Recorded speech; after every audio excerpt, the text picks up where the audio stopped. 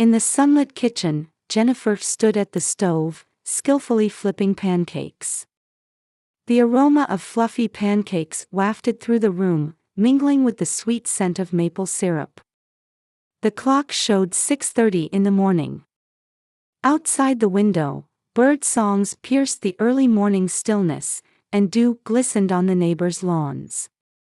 Dressed in a simple dress with a white apron, Jennifer was busy with her usual morning routine. Her ability to scan work documents while cooking pancakes with one hand was a skill she'd perfected over 3 years as a single mother.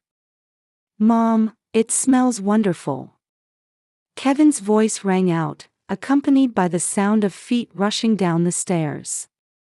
Her son burst into the kitchen in his pajamas, his large brown eyes sparkling with excitement.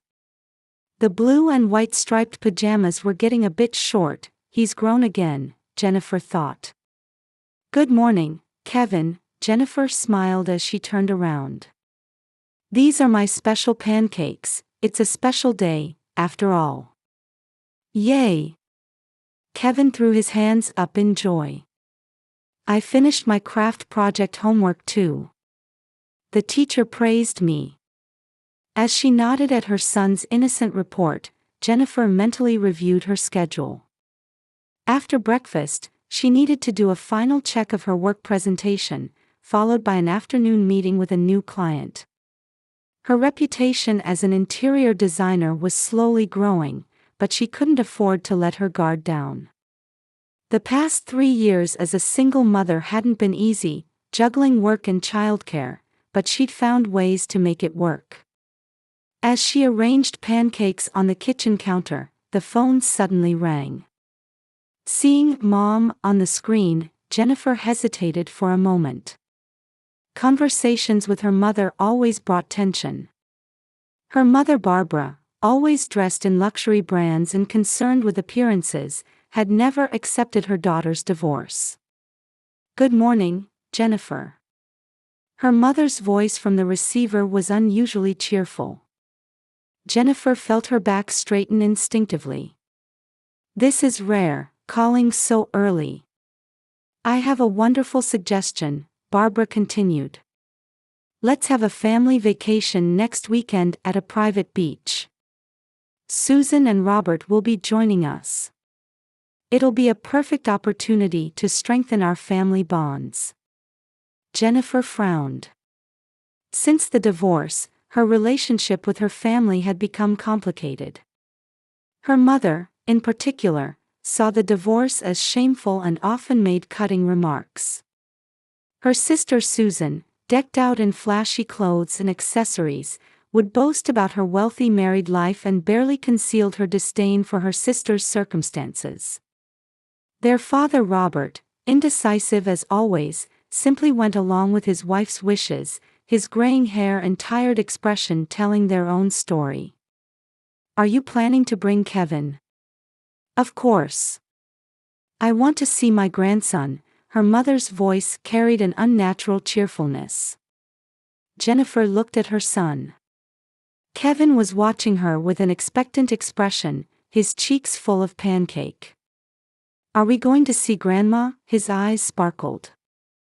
His innocent smile made Jennifer's heart waver. "All right, we'll join you." Even after hanging up, something felt off. This sudden invitation from her usually cold mother. Instead of starting with criticism of her daughter's life choices as usual, today was different. However, seeing Kevin's excited face, that uneasy feeling gradually faded. "Hey, Kevin," Jennifer sat next to her son and gently stroked his hair. "We're going to the beach with Grandma and everyone next weekend. You can look forward to it." "Yay!" Kevin jumped up with joy. "Can I collect seashells? I want to use them for my crafts." "Yes, of course," Jennifer hugged her son tenderly. "We'll collect lots of them." The morning sun bathed the kitchen in golden light as mother and son continued their breakfast. The leaves of the houseplant by the window swayed gently in the breeze. To Jennifer, this peaceful morning scene seemed like it would last forever. About 2 hours after departing from Miami's port, the white yacht approached a small uninhabited island in the Caribbean. The transparent blue surface of the sea reflected the sunlight, creating a dazzling brilliance. White clouds drifted peacefully above the endless horizon. Kevin, standing at the bow feeling the wind, let out an excited shout. "Mom, look! Dolphins!" The passengers cheered at the sight of dolphins swimming alongside the boat. Kevin's eyes sparkled as he watched them leap gracefully. Jennifer placed her hand on her son's shoulder, wearing a gentle smile. She had decided on this trip for her son's sake. Behind her expensive sunglasses, Barbara muttered something. Just like a scene from a movie, her voice had an eerie undertone. Susan sat with her husband Tom in deck chairs, sipping expensive champagne. Robert stood alone at the stern, seemingly lost in thought. As they approached the island, its features became clearer. A white sandy beach curved in a gentle arc, backed by dense palm trees. It was like a scene from a postcard. At the island's highest point stood an old white lighthouse. The deteriorating building seemed to gaze lonely at the sky. "It's a lighthouse built in the 1950s, Robert explained, his voice trembling slightly. "It's not used anymore, but it's the island's landmark." When they reached the dock, the family began unloading their luggage. Susan, wearing a flashy swimsuit under a flowing chiffon cover-up, carried an expensive cooler with her husband. There was something rushed about their movements. "Jennifer, why don't you and Kevin go play on the beach?" Barbara suggested. Her eyes flickered slightly beneath her perfect makeup. "We can handle the luggage." Though something felt off about those words, Jennifer nodded when she saw her son's expectant eyes. Kevin had already started jogging toward the sandy beach. The white beach was more beautiful than imagined, with crystal-clear waves gently lapping at the shore. The sand felt soft under their feet, and colorful seashells were scattered along the waterline. Kevin immediately became absorbed in collecting shells. "Mom, look at this." Her son proudly held up a starfish-shaped shell. It gleamed with a pearly luster in the sunlight. "I can use this for my school craft project." As Jennifer walked along the beach with her son, she occasionally checked on her family. They were carrying luggage to a spot slightly away from the beach, engaged in what appeared to be an intense discussion. Their gestures were emphatic, and their occasional glances in her direction were concerning. Her father seemed to shake his head several times but finally nodded with a deep sigh. As the afternoon heat intensified, her mother approached. Behind her perfect smile, some other emotion seemed to lurk. "We're going to get some supplies," Barbara announced in an unusually gentle tone, quite different from her typical haughty manner. Her white linen dress swayed in the sea breeze. "We'll pick up what we need at the market we saw on the way to the island." Those words sent a wave of anxiety through Jennifer. They had loaded everything they needed before departure. Besides, she hadn't heard of any market in this area. But before she could voice these concerns, her family had already started loading things onto the boat. Their efficiency suggested this had been planned. "Mom?" Jennifer called out suddenly. Something was wrong. Everything was wrong. The moment she felt this instinctively, the boat's engine roared to life. "Wait! Where are you going?" Jennifer screamed desperately. She ran across the beach. Ignoring the burning sensation of hot sand against her bare feet, she sprinted desperately to the water's edge. But the boat had already left the shore. Her mother wore a cold smile as she slowly spoke. Cruel eyes gleamed beneath her perfect makeup. We won't be coming back. Paradise suits you better, don't you think? Mom, I'm scared. Kevin clutched Jennifer's hand with a trembling voice.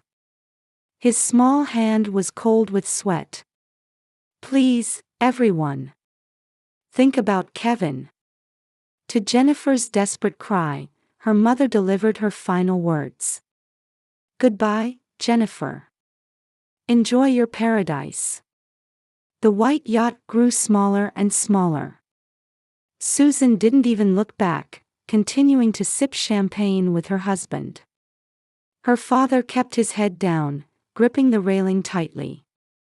Only the gentle sound of waves reached the ears of the stranded mother and son. Jennifer's mind went blank. Her knees gave way, and she collapsed onto the sand. Beside her, Kevin began to cry. Faced with this unbelievable reality, her thoughts seemed to freeze. Events from the past few days raced through her mind like a film reel: her mother's sudden invitation, the unnatural kindness, their rushed behavior. It had all been planned. As dusk approached, the sky began to turn crimson. The sound of waves that had seemed beautiful earlier now felt ominous. Checking their belongings, they found only a small bag containing a water bottle, light snacks, towels, and Kevin's craft kit. The cell phone showed no signal. The "no service" message on the screen forcefully reminded them of their situation. Jennifer surveyed the island. No passing ships in sight, no means of communication. Limited food. And an 8-year-old son trembling with fear. Waves of terror, anger, and deep sadness washed over her. It's okay, Kevin, she forced herself to keep her voice steady. Though trying to put on a brave face, tears spilled from her eyes. Mom will find a way to get us out of here. Jennifer couldn't sleep at all while waiting for dawn. The sound of crashing waves sometimes seemed like her mother's cold laughter. Kevin, exhausted, slept in his mother's arms. Looking at his young sleeping face in the moonlight, her heart ached. When the sun began to rise, Kevin woke up. Jennifer gently caressed her son's cheek as he wore an anxious expression. Good morning, Kevin. Let's look for water first. Jennifer stood up, careful to keep her voice from trembling. We'll explore the island. I'm sure we'll find something interesting. She checked the contents of their small bag. The water bottle was still half full, but it wouldn't last long. For food, they had just a few snacks. And Kevin's precious craft kit, containing scissors, a utility knife, screwdrivers, pliers, and other tools. Mom, look at that. In the direction Kevin pointed, palm trees grew thickly.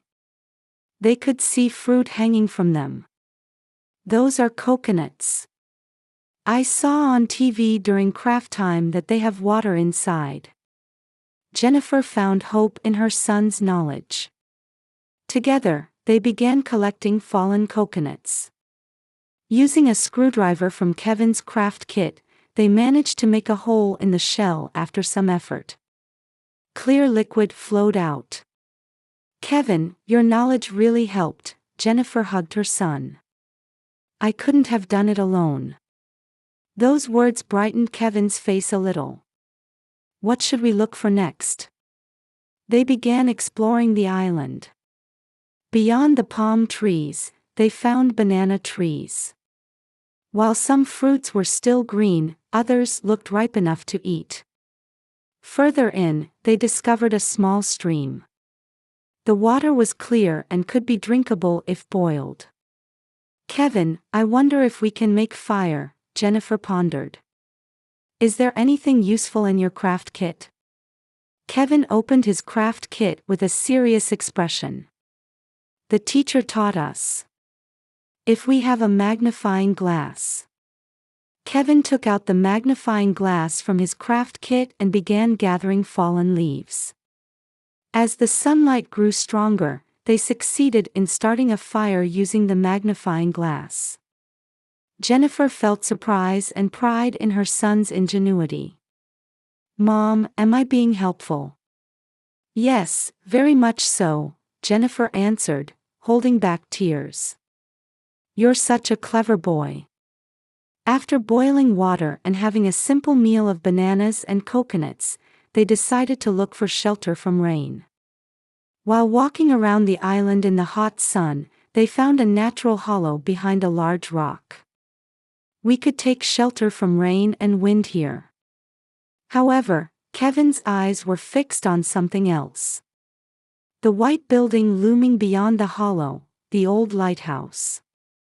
"Mom, should we explore inside the lighthouse?" Jennifer hesitated for a moment. The decaying building might be dangerous. But there might also be something useful inside. After careful consideration, they decided to head toward the lighthouse together. They climbed the stairs one careful step at a time. While the floor was rotted in places, the walls seemed solid. When they reached the top floor, Kevin let out a surprised cry. "Mom, look at this." In a corner of the lighthouse equipment, there was an old communication device. Probably used by the Coast Guard in the 1950s. It was covered in dust and didn't look operational at first glance. "Kevin, this is where your craft skills can shine," Jennifer placed her hand on her son's shoulder. "If we can fix this, we might be able to call for help." "Yes." Kevin's eyes lit up. "My craft teacher said that if you can figure out why something's broken, you can fix it." For the rest of the day, mother and son worked together to repair the communication device. Kevin's small hands skillfully handled the parts while Jennifer assisted. They cleaned each component, tightened loose screws, and polished rusty connections. As dusk approached and it became difficult to continue working, suddenly a faint noise came from the machine. "We did it!" Kevin jumped with joy. At that moment, tears welled up in Jennifer's eyes. Pride, relief, and gratitude toward her son overwhelmed her. They held each other tightly. Suddenly, a clear voice rang out from the communication device. "This is the Coast Guard." "Who is this?" Jennifer explained their situation with a trembling voice. She told them they were stranded on an uninhabited island near the Florida Keys, alone with her 8-year-old son, with limited water and food. "Understood. We are currently pinpointing your location. A rescue boat will be dispatched. Please remain where you are." When she heard those words, Jennifer made a vow in her heart. They had overcome this ordeal thanks to her son, without a doubt. From now on, she would help nurture his talents even more. Together, parent and child had learned the importance of never giving up, using their wisdom, and working together. As stars began to twinkle in the night sky, the sound of a helicopter approached from afar. A searchlight illuminated the island, and the rescue team descended. Kevin smiled through his tired face and squeezed Jennifer's hand tightly. "Mom, we did it." "Yes," Jennifer pulled her son close. "We made it through because we were together." As they boarded the rescue helicopter, they looked back at the island. Though it had only been 2 days, their experience on the island had strengthened the bond between mother and son. In the interrogation room at the Miami Coast Guard headquarters, Jennifer was giving her statement. Though tired, she explained the events in a steady voice. In the next room, a social worker was gently listening to Kevin's story. "So, under the pretense of a family vacation, you were taken to an uninhabited island and abandoned there," investigator Mike Reynolds confirmed while taking notes. The involved parties are your mother Barbara Miller, your father Robert Miller, your sister Susan Taylor, and her husband Tom Taylor. Is that correct? Yes, Jennifer answered quietly. But my father, he seemed to hesitate until the end. At that moment, there was a knock on the door, and an elderly man entered. Wearing a well-tailored suit, he presented his business card. I'm James Wilson Jr. I served as legal counsel to your grandmother, Margaret Wilson. Jennifer looked up in surprise. Her grandmother Margaret had passed away 5 years ago. She was a woman who had built up the regional famous bakery chain, Wilson's Homemade Bakery, from scratch. Actually, I have important information, Wilson continued with a solemn expression. Now that your mother has been arrested, I can finally tell you. He took documents from his black leather briefcase. It was a copy of her grandmother's will. Margaret changed her will 5 years ago. It names you as the sole heir to the chain's management rights and all assets. Me. Jennifer's voice trembled. But I heard my mother inherited everything. That's the heart of the matter, Wilson quietly continued his explanation. Margaret highly valued your sincerity and effort. On the other hand, she was concerned about Barbara's strong tendencies toward vanity and pretense. The air in the room grew tense. The will was scheduled to be opened on your 35th birthday, next month. However, Barbara somehow learned of its contents. And before it could be opened, she planned to eliminate you. He chose his words carefully.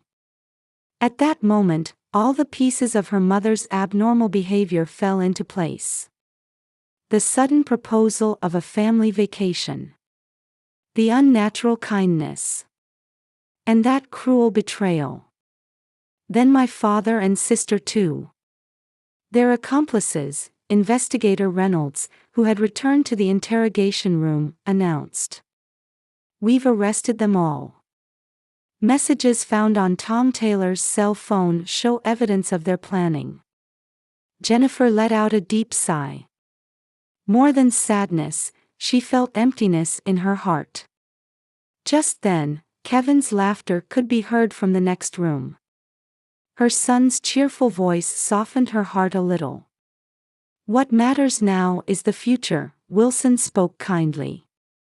Margaret believed you would certainly manage the chain splendidly. And I share that conviction. The next day, local media widely reported the incident. Family betrayal over bakery chain inheritance, miraculous survival of mother and son abandoned on deserted island. While the headlines were sensational, the articles were largely factual. When preliminary hearings began, events moved quickly. Robert was the first to confess. He admitted to making poor judgments under his wife's strong influence and acknowledged that he had been troubled by his conscience until the end.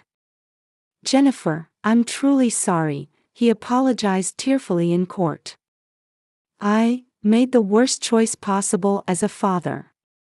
Meanwhile, Barbara maintained her defiant attitude until the end. I had legitimate rights, she insisted in court.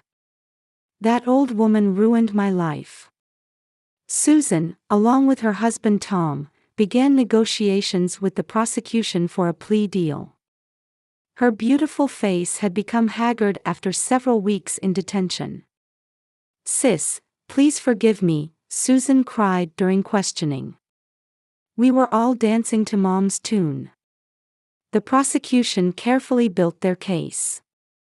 They emphasized the high level of planning, attempted murder with intent, and above all, the inhumanity of involving an 8-year-old child. Lawyer Wilson continued to provide dedicated support as Jennifer's advisor. Perhaps Margaret foresaw something like this happening, he said. That's why she entrusted me with the role of guardian. The trial lasted 2 weeks. Evidence examination, witness testimony, and final arguments. The courtroom was filled daily with local residents and reporters. Finally, Judgment Day arrived. The judge delivered the verdict in a solemn voice. Defendant Barbara Miller, 7 years imprisonment. Defendant Robert Miller, 3 years imprisonment with 5 years probation. Defendants Susan Taylor and Tom Taylor, 2 years imprisonment each with 4 years probation.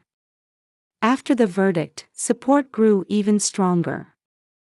Encouraging letters arrived from local residents, and the media reported it as a triumph of justice. Many people were moved by the mother and son's courageous survival and their dignified attitude afterward. As she left the courthouse, Jennifer looked up at the sky. Heavy clouds were flowing, with light breaking through their gaps. "Mom, did we win?" Kevin asked as they walked hand in hand. "Yes," Jennifer drew her son close.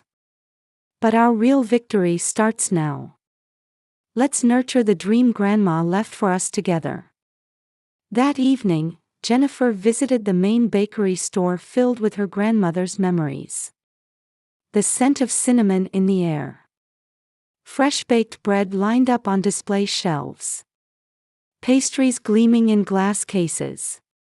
Everything welcomed her with the same warmth as 5 years ago. "Grandma," Jennifer whispered quietly. "I promise to live up to your faith in me." Outside the window, the setting sun gently colored the cityscape. One morning a year later, the aroma of bread wafted through the main store kitchen of Wilson's Homemade Bakery. Jennifer was by the window, checking recipes for new products. Sunlight caught her ring, casting small rainbows on the wall. "Mom, the first batch of cinnamon rolls is ready." Kevin proudly held up a tray fresh from the oven. Now 9 years old, he had become his mother's trusted confidant and partner. Every day after school, he would stop by the bakery, finish his homework, and then help in the kitchen.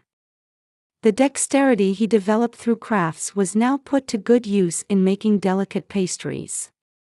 "Perfect," Jennifer gently stroked her son's head. "You've inherited Grandma's flavor." Over the past year, Wilson's Homemade Bakery had grown significantly. While maintaining traditional flavors and incorporating new ideas, the chain had expanded from 15 to 23 stores. But what made Jennifer most proud was building trust with her employees. "Ma'am, the interviewer has arrived," Sarah, a staff member, called out. It was an interview for a local business magazine's Successful Women Entrepreneurs feature. As she left the kitchen, she saw a familiar face. "It's been a while, Jennifer." Her father Robert stood there, looking slightly nervous. On probation, he had earnestly participated in rehabilitation programs over the past year. They had begun exchanging letters 2 months ago. "Dad."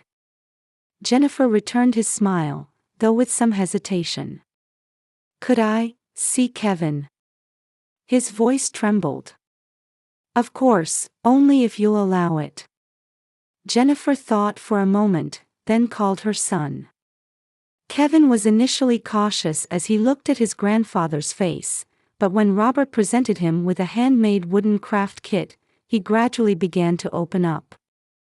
"Did you make this for me?" "Yes," Robert looked straight into his grandson's eyes.